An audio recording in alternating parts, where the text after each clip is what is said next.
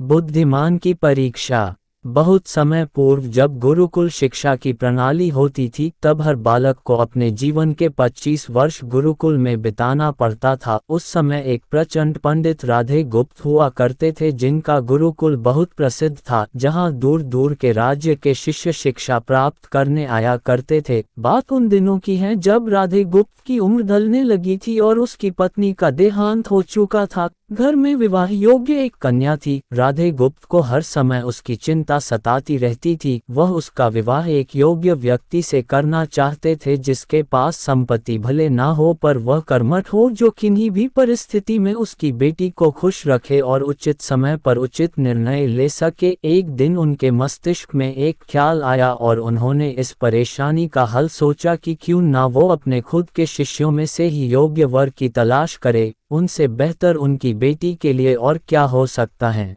इस कार्य के लिए उन्होंने बुद्धिमान की परीक्षा लेने का निर्णय लिया और सभी शिष्यों को एकत्र किया। राधे गुप्त ने सभी से कहा कि वे एक परीक्षा आयोजित करना चाहते हैं जिसमें सभी की बुद्धिमानी का परिचय होगा। उन्होंने सभी से कहा कि उन्हें अपनी पुत्री के विवाह की चिंता है जिसके लिए उनके पास पर्याप्त धन नहीं है, इसलिए वे चाहते हैं कि उनके शिष्य विवाह में लगने वाली सभी सामग्री कैसे भी करके एकत्र करे।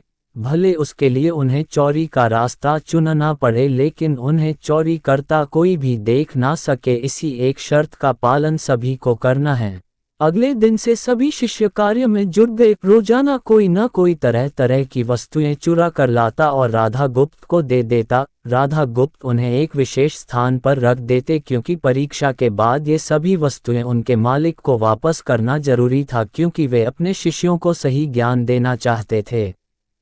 सभी शिष्य अपने अपने दिमाग से कार्य कर रहे थे, लेकिन इनमें से एक चुपचाप गुरुकुल में बैठा हुआ था जिसका नाम रामास्वामी था। वह राधा गुप्त का सबसे करीबी और होनहार छात्र था। उसे ऐसा बैठे देख राधा गुप्त ने इसका कारण पूछा। तब रामास्वामी ने बताया कि आपने परीक्षा की शर्त के रूप में कहा था कि चोरी करते वक्त इसे कोई ना देख सके। इस प्रकार अगर हम अकेले में भी चोरी करते हैं तब भी हमारी अंतरात्मा उसे देख रही हैं। हम खुद से उसे नहीं छिपा सकते। इसका अर्थ यही है कि चोरी करना व्यर्थ है। उसकी यह बात सुन राधा गुप्त के चेहरे पर खुशी छा जाती है। वे उसी वक्त सभी को एकत्र करते हैं और पूछते हैं कि आप सब ने जो चोरी की, क्या उसे किसी ने देखा? सभी कहते हैं नहीं। तब राधा गुप्त कहते हैं कि क्या आप अपने अंतर्मन से भी इस चोरी को छिपा सके? सभी को बात समझ आ जाती है और सबका सिर नीचे झुक जाता है सिवाय रामास्वामी के। राधा गुप्त रामास्वामी को बुद्धिमानी की परीक्षा में अव्वल पाते हैं और सभी के सामने कहते हैं कि यह परीक्षा मेरी पुत्री के लिए उचित वर तलाशने के लिए रखी गई थी। इस प्रकार मैं रामास्वामी का विवाह अपनी पुत्री के साथ तय करता हूँ। सभी खुशी से झूम उठते हैं। साथ ही चुराई हुई हर एक वस्तु को उसके मालिक को सौंप विनम्रता से सभी से क्षमा मांगते हैं। कहानी की शिक्षा। बुद्धिमानी की परीक्षा से यही शिक्षा मिलती है कि कोई भी कार्य अंतर्मन से छिपा नहीं रहता और अंतर्मन ही मनुष्य को सही राह दिखाता है। इसलिए मनुष्य को किसी भी कार्य के सही गलत के लिए अपने मन को टटोलना सबसे जरूरी है। आज मनुष्य ने अंतरात्मा की आवाज सुनना बंद कर दिया है, इसलिए ही वो गलत रास्ते पर जा रहा है। हमारी अंतरात्मा कभी हमें गलत राह नहीं दिखाती। ये जरूर है कि मन की आवाज हमें वो करने की सलाह देती है जिसे दिमाग कभी स्वीकार नहीं करता, क्योंकि दिमाग सदैव स्वहित में कार्य करता है और मन हमें सही और गलत का परिचय करवाता है। ये सही गलत का परिचय ही हमें सदैव बुराई से दूर रखता है। किसी भी कार्य के पहले हमें मन की आवाज जरूर सुनना चाहिए। इस परीक्षा के जरिए राधा गुप्त ने अपनी पुत्री के लिए एक उचित वर भी तलाश लिया और शिष्यों को जीवन का अमूल्य ज्ञान दिया। आज के वक्त में कोई भी शिक्षक एवं शिक्षण पद्धति मनुष्य को धन कमाने तक का ही ज्ञान देते हैं।